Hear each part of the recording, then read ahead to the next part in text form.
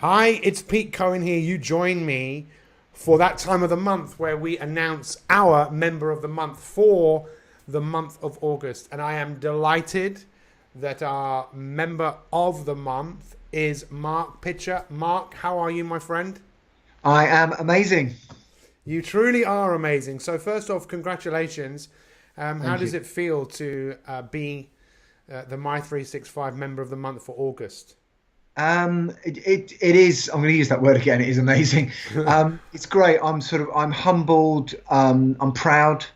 And I'm delighted. Just yeah. I mean, it's fantastic.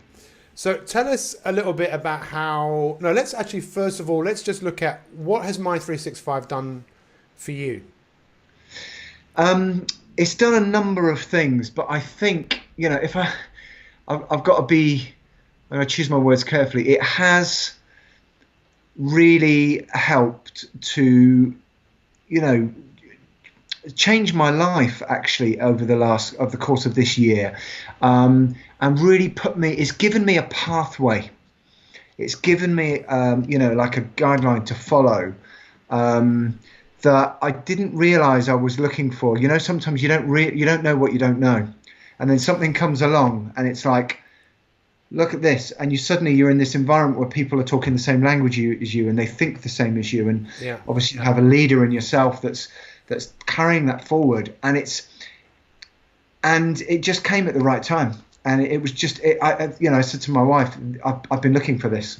I've been looking for yeah. someone like Pete Cohen and My 365. It's the whole package, and it's given me enormous self-belief. So I had, before My 365, I had lots of ideas, lots of dreams. I was doing a lot of talking about that. I was doing a lot of playing around, a lot of it in my head and around those sort of closest to me. But it wasn't really anything of any substance that I could point to or articulate very succinctly. And I couldn't see it. And now I can. Yeah, yeah. And I'm doing it. I'm actually doing it. I've quit my job, and I'm going all in, and that is, the first thing, the foundation stone for that was the belief that I can actually do this. So, Yeah.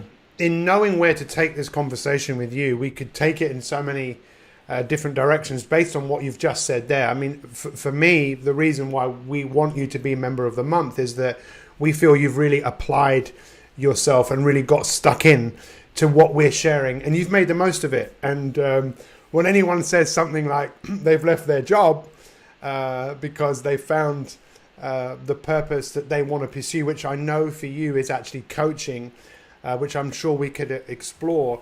But what is so unique about you is I think that you know what it is that you want to do, and you're prepared to let go of what you're currently doing to pursue something that gives you a real sense of purpose. Why do you think that's so important in life for people to find out what their purpose is and to follow that path? Why do I think that's important? It's a good question, right? It is a great question. It's a great question. I think it, and I'm realizing this now. I realize that I spend every waking hour, and probably now when I'm asleep as well, but I spend every waking hour thinking about or doing something to do with my passion, which is coaching and helping people, and it goes beyond. It's something you spoke about in the broadcast this morning about giving, and it goes beyond profit and revenue. And I think we all come from a place of it's interesting that we're doing this in the week where you're talking about fear. And I had an opportunity to do something like this or similar 2 years ago, and I didn't take it. And it was that sort of safety, security, which was basically a financial one. Play it safe. Maybe I'll one day, one day at some point. But I knew I wasn't happy, and it's been itching away at me. And so to come back to your question, I think you've got to be all in.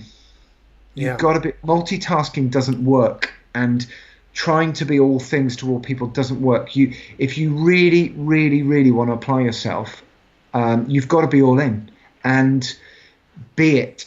You've got to be it. So I've got a business, I've got a life coaching business called Smash the Box, and just by the very name and the definition, smash the box, absolutely grab opportunities, break through, you can't have a business like that and be part-time. You can't sort of go back to your nice safe job 3 days a week and go, I'm going to smash the box, but I'm only going to do it on the weekend. It's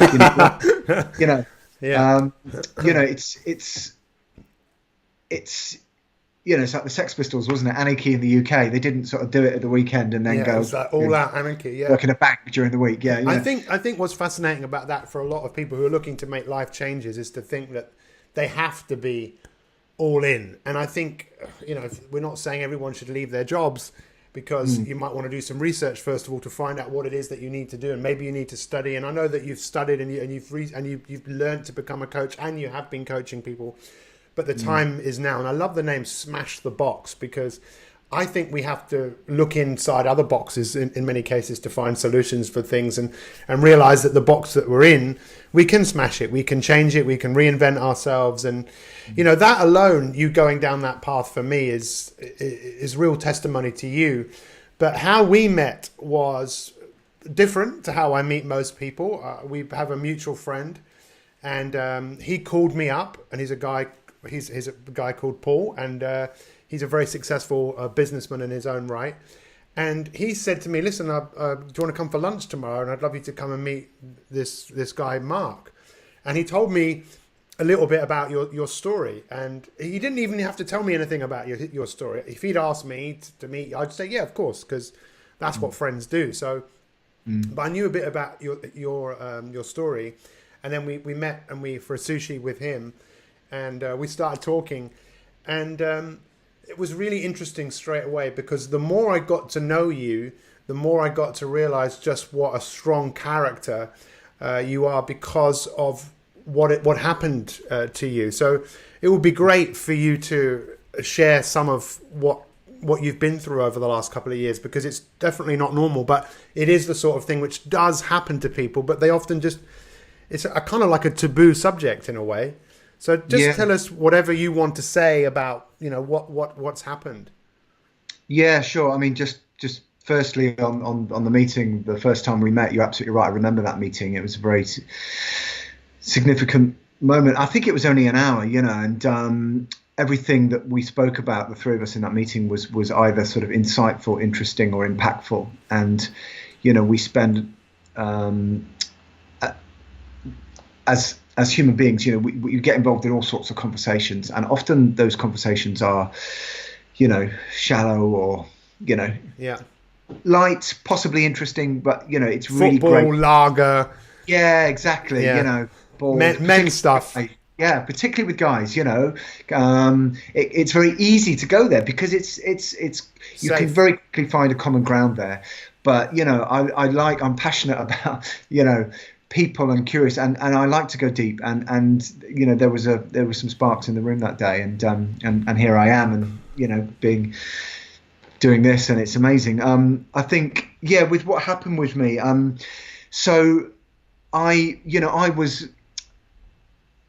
if I was looking at myself up until just over a year ago, 18 months or so ago, I was on the surface this sort of successful in business, had some sort of material, call them, I don't know, assets to sort of demonstrate that, if you like.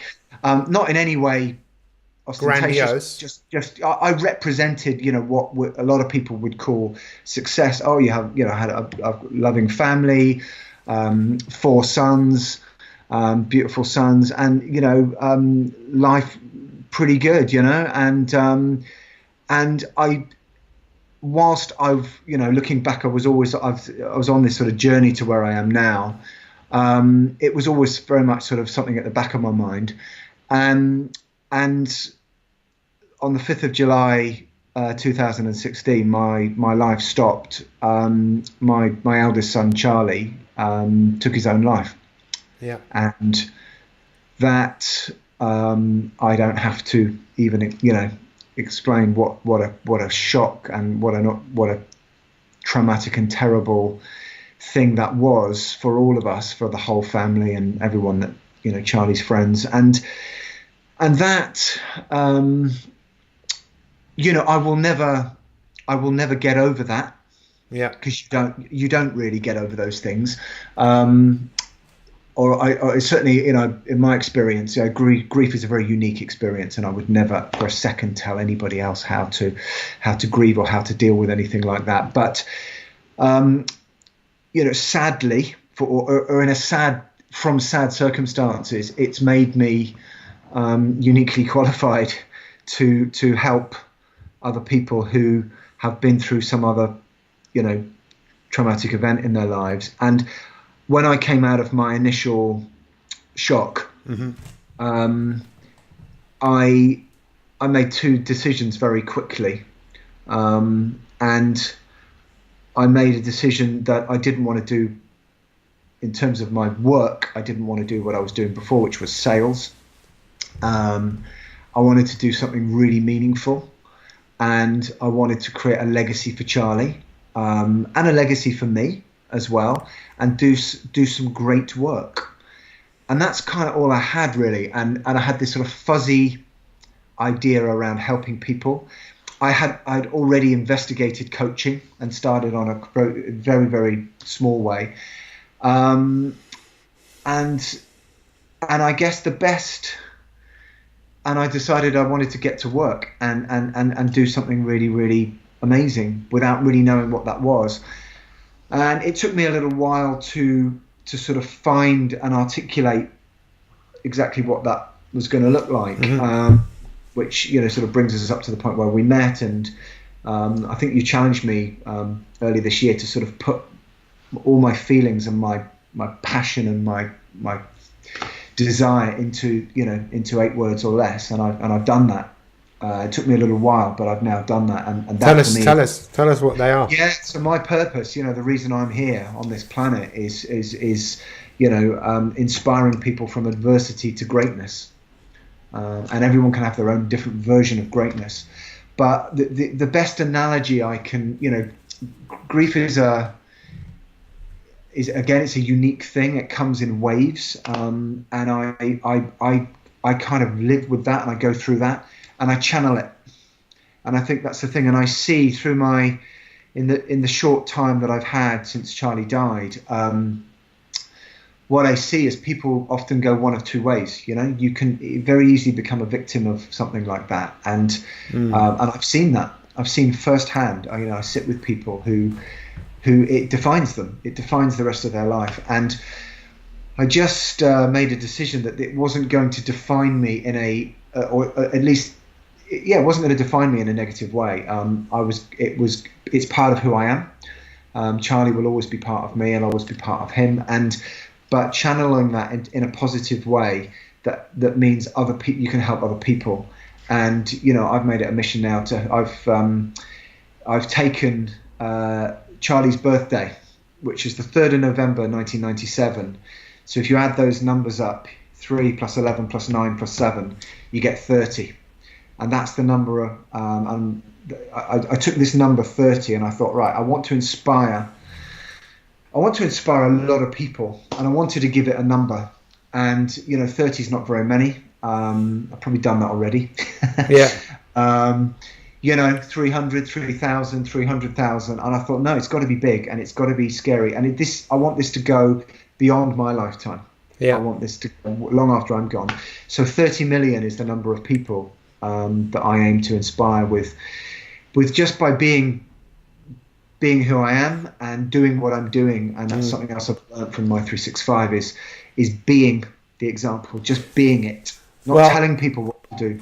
So, I want to impact the lives of 100 million, and now I know that 30 million of those are taken care of because I know I have an influence over you as you have an influence over me, or you inspire me and I inspire you. And, it is amazing. And I think from my own experience, I'm always fascinated with the choices that people make in their life because, that whole thing of people say, well, you always have a choice, right? You know, you have a choice when you walk outside your door, which way you turn. You know, I can go left, I can go right, I can go straight on, I can go backwards.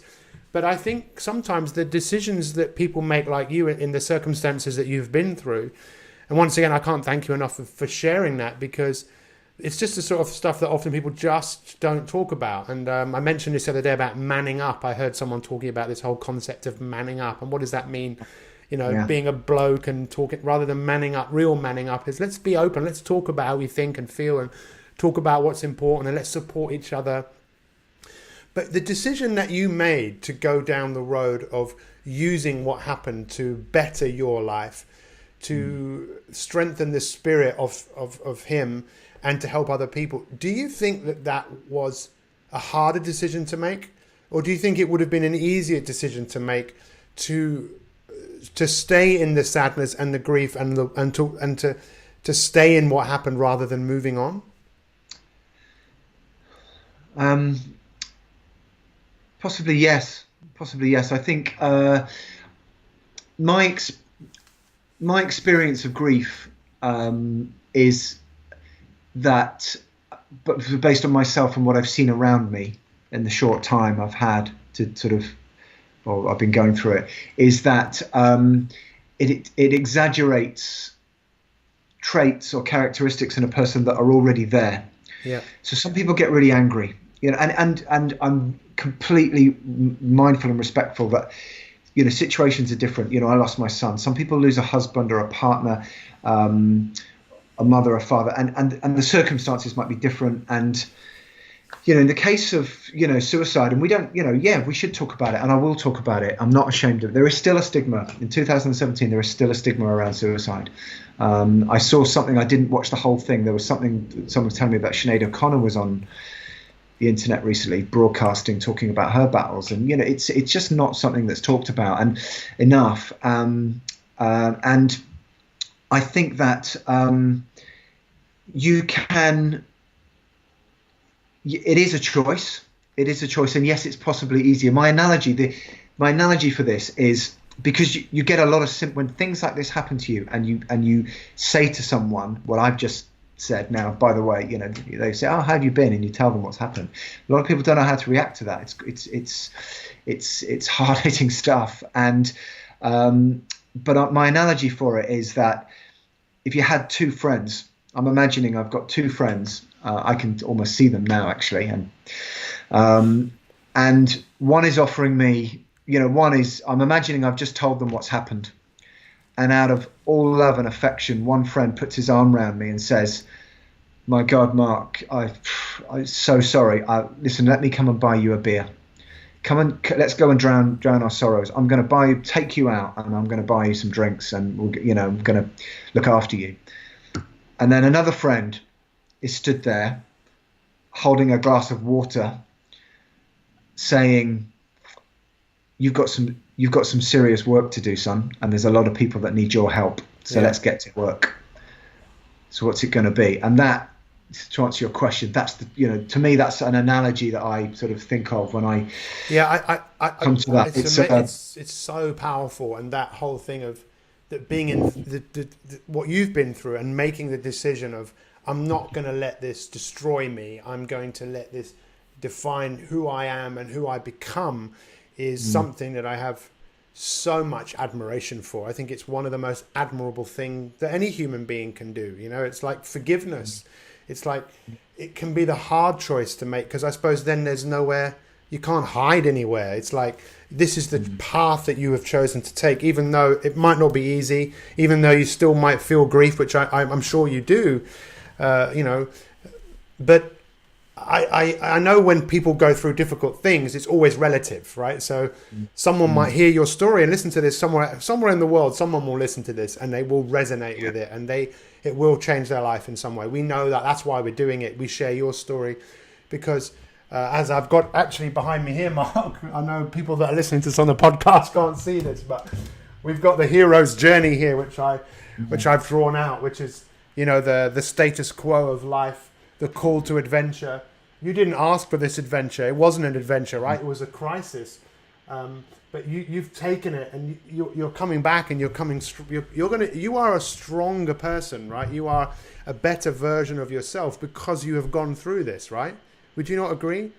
Absolutely, absolutely, I am. And it's I've got other children. I've got a responsibility to them, and to be a great example. And some of the stuff I'm doing, they're still young, and they'll watch me do it, and maybe they'll look at that in the future and think, okay, I see what you're doing there. And it's absolutely, it's something that for me, because you asked me whether it was easy or hard. For me, it wasn't. Almost, I guess I did make a choice, but there was only one way I was going to go with it, and which brought out that, I guess, I've always been a naturally positive, optimistic person, and I think whether it's exaggerated that in me, but it's given it a real sharp focus. And I'll say this on it, is that I've got a big job to do. And I would say to anybody that's going through any kind of adversity, whether it's a bereavement, whether it's you've lost your job, whether it's a relationship, there is always a way. There is always a next. And on the other side of that barrier, that pain, can be wonderful things. And when Charlie died, for a very, very brief period, and this was very unusual for me, but it was an unusual event, very brief period, I couldn't see any good.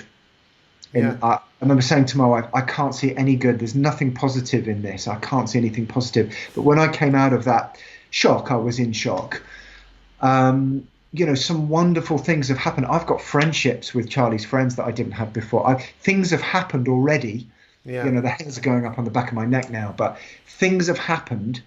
Conversations have been had. People have done things. And that wouldn't have happened. I've interacted with people, not just through me, but the people have done some amazing things. People around me, I've seen amazing things happen. And I think, wow, Charlie's helped with that. His spirit his spirit is there. And I took, I'm not a religious person, but I believe what I believe. And for me, I sort of took, I was thinking about it, last year, and one of Charlie's great, one of his great characteristics and traits, he was a very generous kid. In his short life, he was the kid that would pick his mates up from the station, lend them 30 quid when they needed it, help them out with things. And so I thought, how can I take that part of him and use that to good effect? So for me, we're doing it together, We're doing it together. It's so powerful, because that was one of the things I was going to ask you, which is, what would he say to you now about what you're doing with your life? I'm sure he'd be very proud of you, right? I like to think he would. To think, yeah. It's interesting when you said that about, you couldn't see any positive in it. This is it. We all love stories, and we have to be careful, I believe, who we hang around with, because if we hang around with people whose story isn't going anywhere, it's very easy for our stories not to go anywhere. But I remember when my wife was given 18 months to live, and we came out of the hospital, I remember exactly where we were.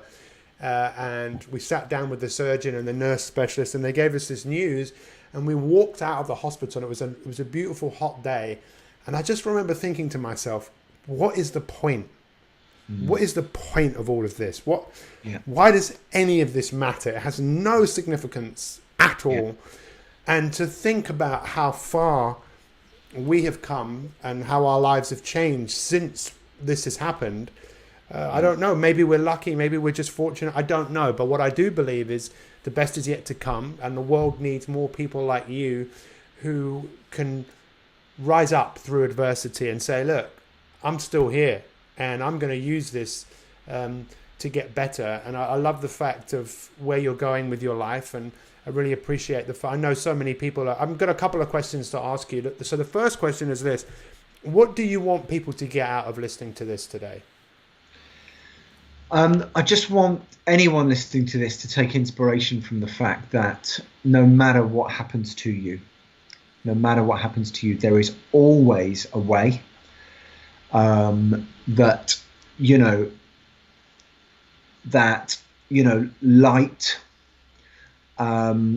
There is always a light. It might not be the light that you thought it was at first, but there is always a way. and if you go to work on yourself,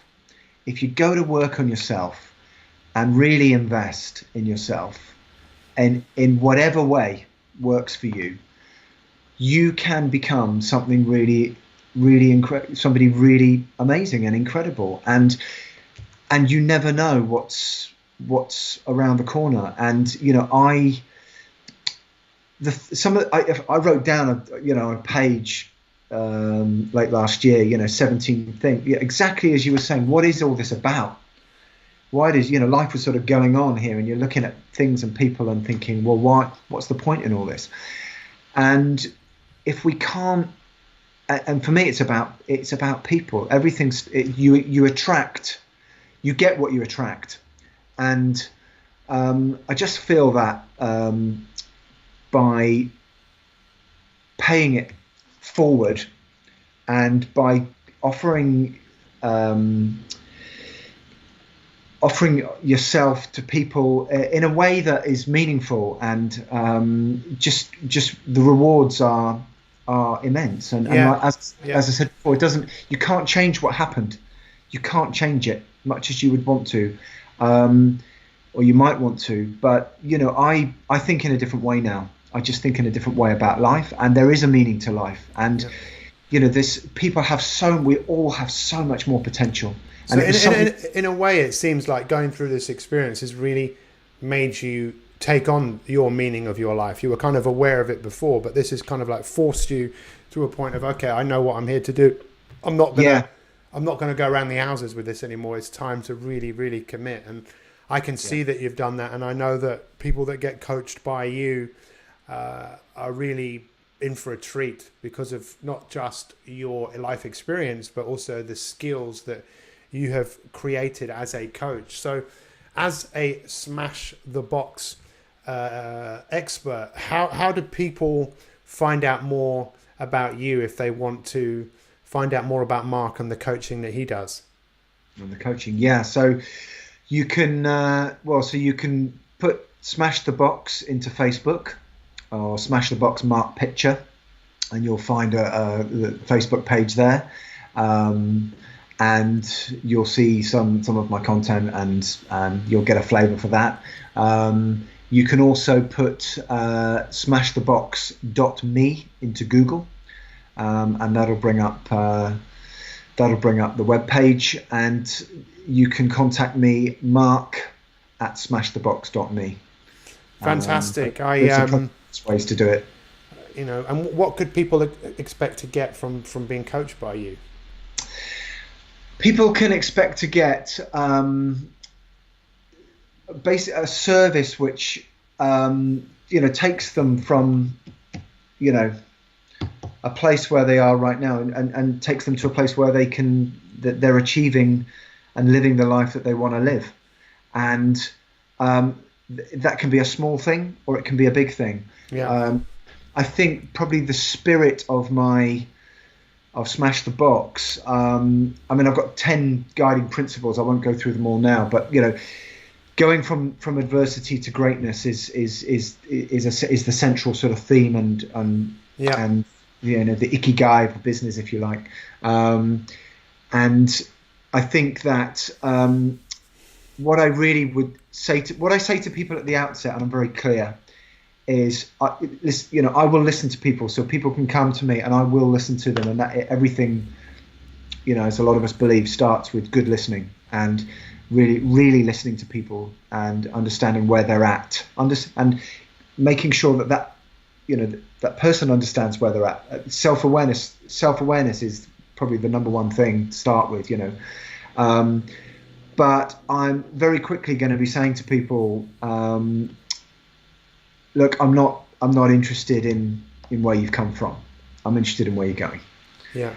And something that you've talked about in the broadcast, and I will play a part in that success. I'm motivated and committed to that, to your success. Yeah. And I'll help you. And I have a model that I follow, or a series of different models. Some of it's coaching, some of it's mentoring, and that's really the way that I'm I sort of communicate with my clients, and it's It works. so it works, it Yeah. works, and it's about keeping it simple, and people, there's so much out there. You can get lost in online these days with all sorts of different things, but I just believe that sometimes the best things are the simple things, and when people know what to do, I know what to do next.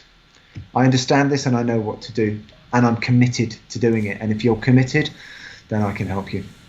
Well, I'm delighted that you are our member of the month for the month of August. You're a great example to so many people who want to take life on and really live life to the full and find meaning even in the most challenging times that most of us will ever face. I really appreciate that. Mark, finally, what would you say to anyone out there that is thinking about checking out My365? Just do it.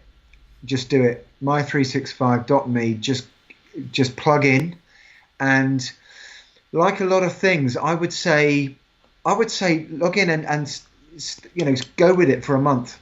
Stay consistent. Be consistent. Follow it. It's a journey. In fact, I'd say commit to it, for the rest of your life. Yeah. Put down whatever books you're reading. So if you're skeptical, is that right? If you're a skeptic, give it a month.